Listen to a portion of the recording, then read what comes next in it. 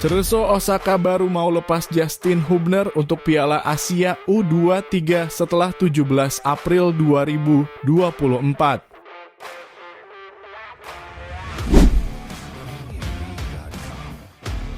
Timnas Indonesia kalah 1-3 dengan Arab Saudi. Shin Tae-yong akui masalah di lini belakang.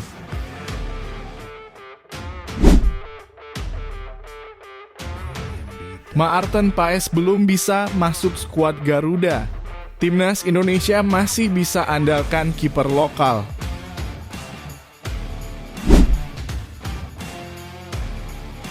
Kim Pen-gon mundur dari pelatih Timnas Malaysia. Begini penyebabnya.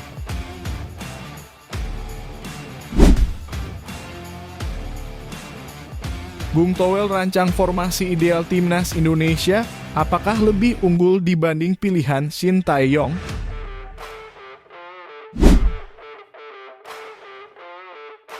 Masyarakat Malaysia sindir Timnas Indonesia U23 yang kalah dari Timnas Arab Saudi U23. Makan dulu sana nanti sakit.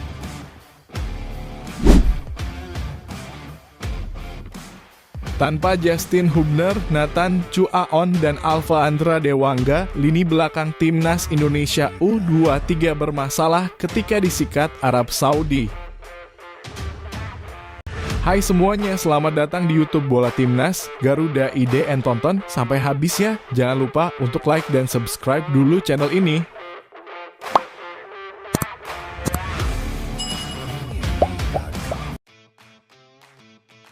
Ketua Umum PSSI Erick Thohir memberikan update terkait situasi Justin Hubner.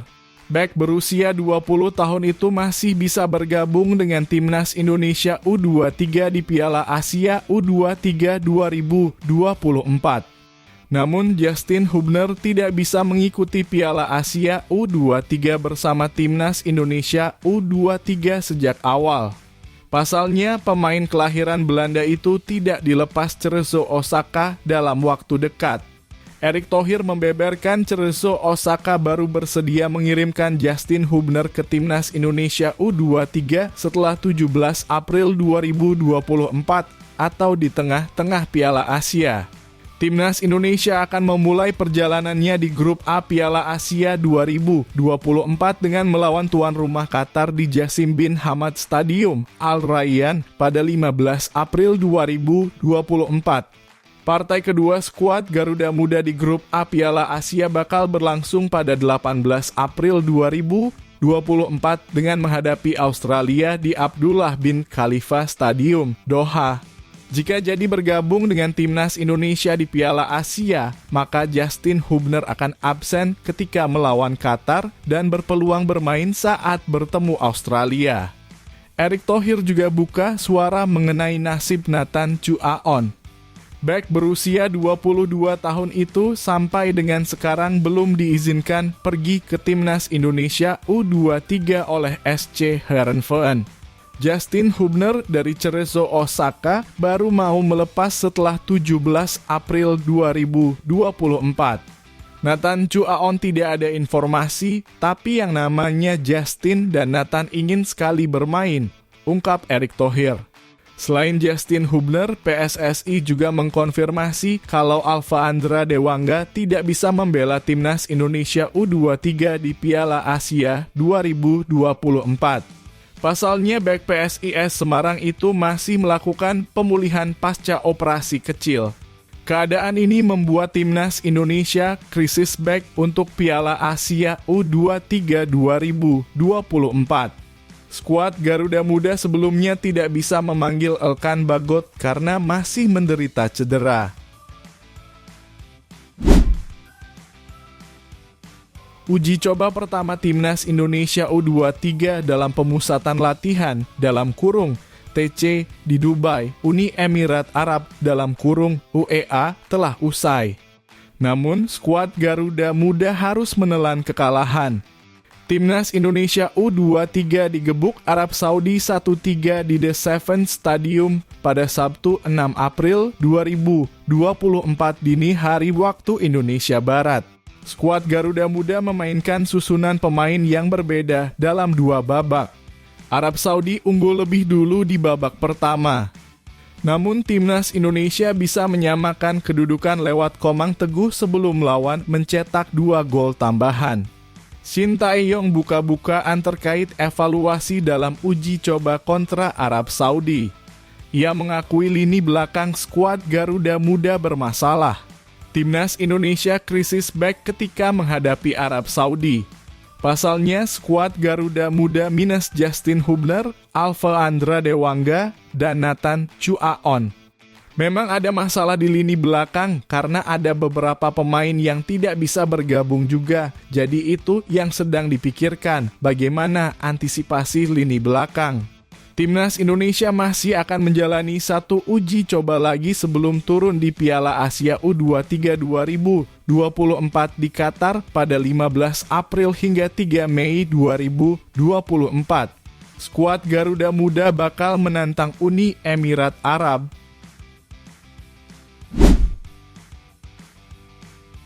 Proses naturalisasi kiper kelahiran Belanda Martin Paes untuk timnas Indonesia ternyata tidak mudah.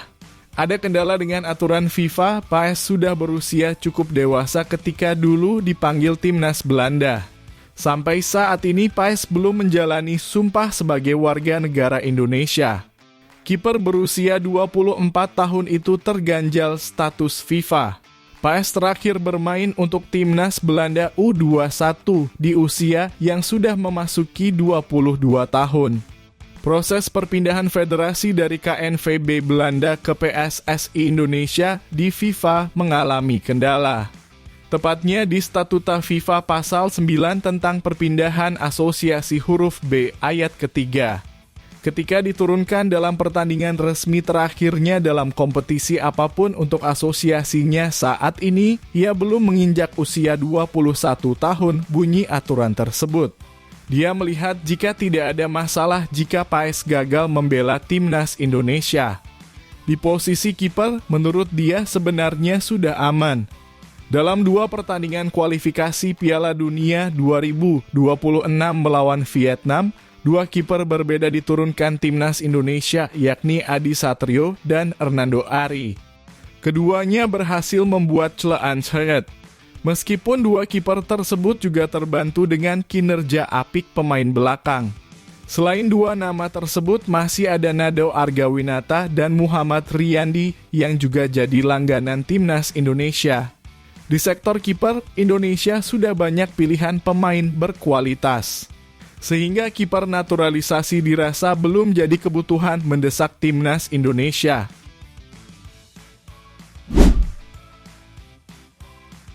Rangkaian hasil buruk yang didapat timnas Malaysia dilaporkan berdampak pada masa depan Kim Pen-gon.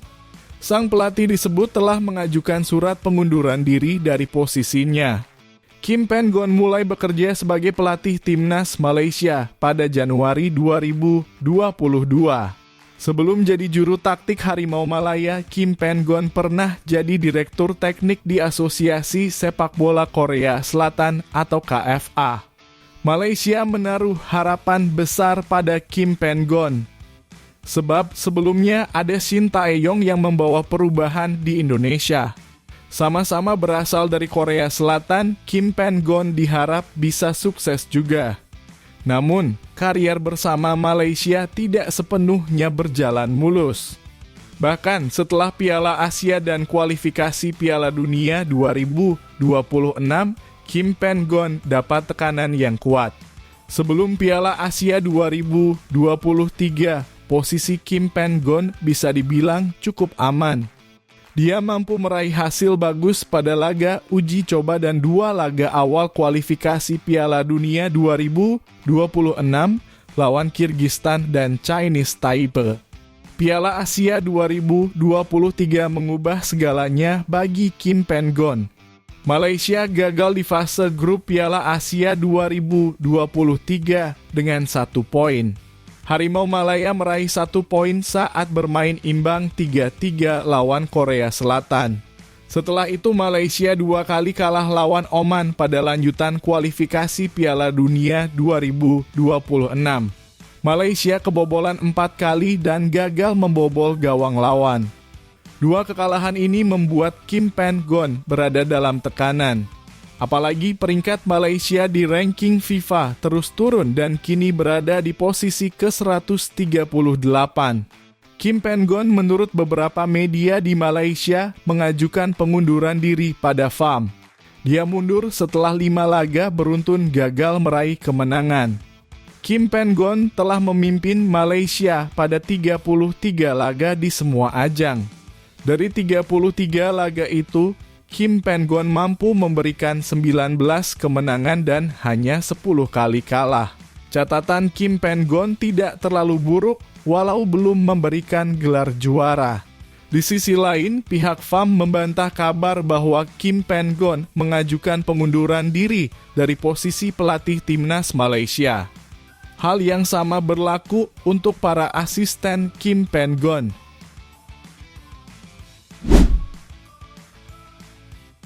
Tommy Welly atau yang akrab disapa Bung Towel kembali membuat ramai jagat maya usai membuat komposisi pemain timnas Indonesia.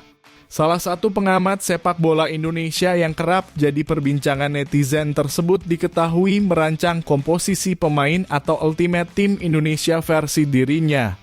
Sosok Bung Towel belakang ini dikenal memberikan kritik pedas soal timnas Indonesia terutama terhadap kinerja sang pelatih Shin Tae-yong.